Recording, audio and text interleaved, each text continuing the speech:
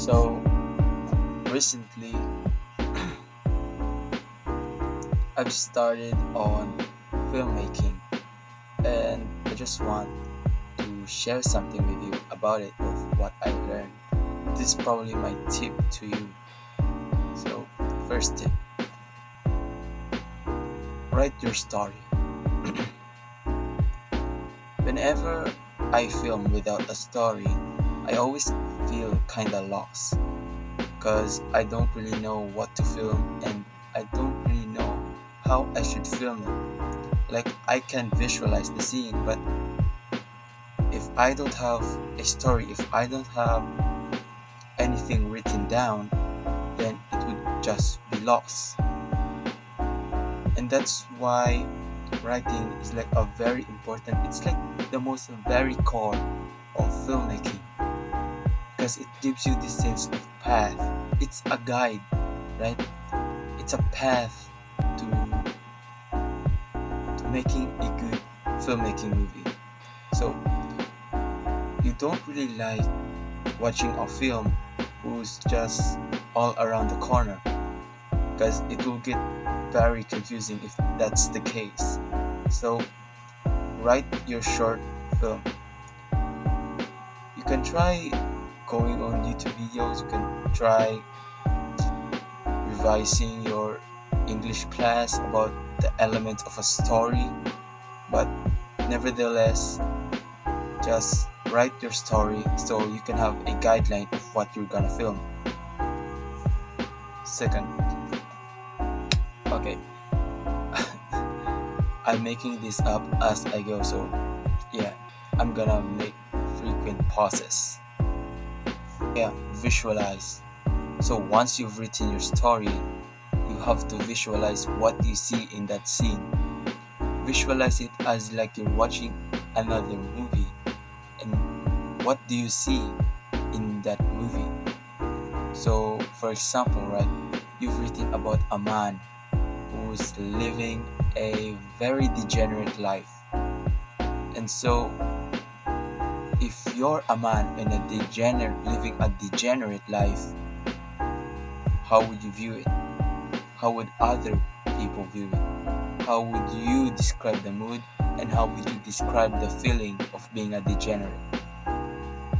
These are the questions that you have to ask because you have to put yourself in the perspective of the viewer while being also the perspective of the main character. You need to capture the feeling. And when you start this filmmaking journey, your first video isn't always gonna be the greatest out of all your career, but it is a start. And when you start, it's actually the most hardest thing to do is to start. And so when you start, the second movie you're gonna make, it's gonna be much more easier. And so ask yourself this question and put yourself in the shoes of the character you want to portray and how you would portray them and how would you like to portray them, how would you like to see them. Be in the shoes of the main character while being in the shoes of a viewer. Third tip, fuck what people think. I pretty much suffered a lot about this when filmmaking. When I first just decided on making a film or going into recording of YouTube videos, I frequently avoided filming outside. Just like me, just like me walking around. And so I move around of my comfort zone a bit and start filming outside. Just typically me walking, showing my town. And I think that's a step that it's very comfortable to me now. And so I feel like I'm ready to move on the next. So my anxious thought is always because some might steal my phone, some might think that I'm weird, and those are the major things that keeps me from filming outside. very much, because from my experience, I've lost like 2 phones in my lifetime, or even 5 phones in my lifetime, bro. Okay, we're not gonna dive too deep into that, but yeah, s- fuck what people think, bro. When I first started making my film, or I won't even call it a film, I just call it a video about our school. It ain't even good. Like, it took me several days for at least those shots, like even weeks. Like some of those shots, they were in just my gallery for like weeks, and frequently when I go to the bathroom while in class, I would always stroll around the school to find the perfect spot. And yeah, since others were in class, pretty much it was pretty much peaceful outside, except for like some teachers seeing me fucking film instead of going to the bathroom. So fuck what people think. And you know that when there's a crowded place and you record, you always feel that discomfort. But when you feel that discomfort, I have this mindset also, that the might as well. I would call it the might as well mindset. Because when you have the might as well mindset, when you're in discomfort, right, for filmmaking, and I'm tempted to say that since I'm already in discomfort, might as well finish the video so at least I have something to review on, because I don't really want to go empty-handed. And so that mindset really saved me, and there's some negative to it, but I think that when you channel it in a positive way, it's actually the most useful mindset you can ever have. The next tip, I've lost count, so probably like 4. You do need fancy gadgets. You do need fancy gadgets, but not all the fanciest gadgets around, but just like a basic gadget that a filmmaker should have. So if you don't have a camera, that's fine. Just use your phone. But if you hate the camera settings on your phone, try downloading an app. Because when an app, it's actually more manual, where in your camera it's automatic. And so when you download an app, you can actually set the settings like in just like a professional camera could do. And the second thing you need is a tripod, or at least a phone stand. Like currently I don't really have a tripod, but I do have a phone stand. And to be honest, the phone stand wasn't really all that helpful.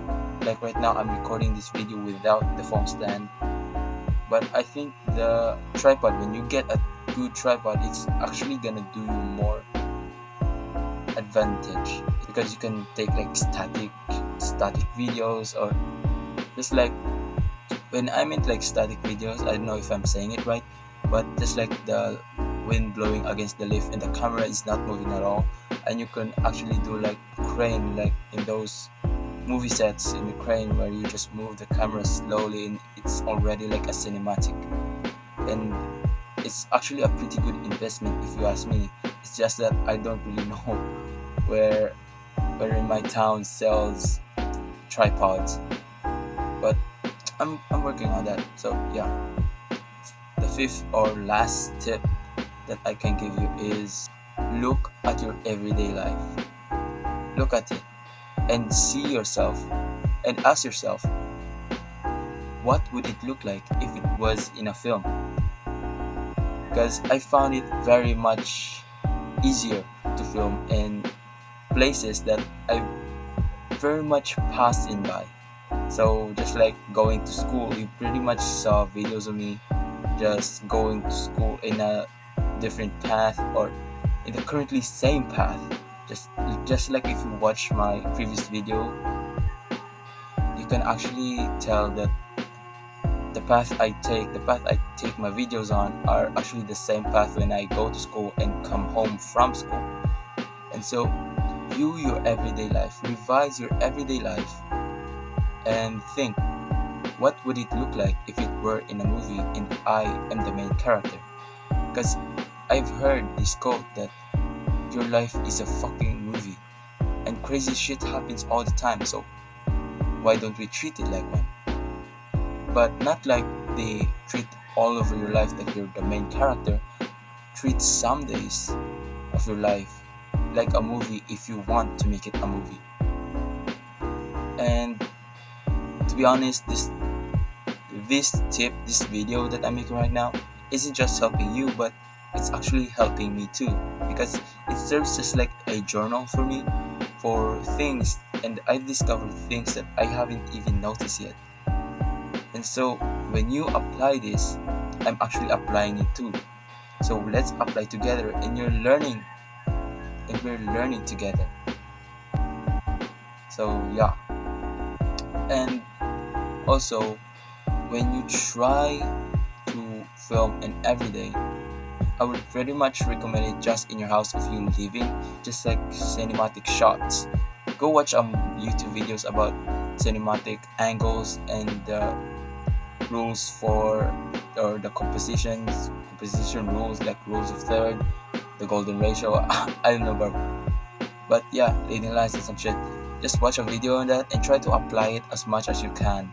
But this would be easier inside your house because your phone would be much more safer and would likely for you to be much more comfortable in your house. But when you do go outside, at least try to record as much as you can. Just be careful of crowded places because your phone might get stolen there. So yeah, view your everyday life as like a movie and try to record as much as possible. I've pretty like much filmmaking very much. I like the process and I like the output, even if it's not like a good one, like a professional one, but I like it.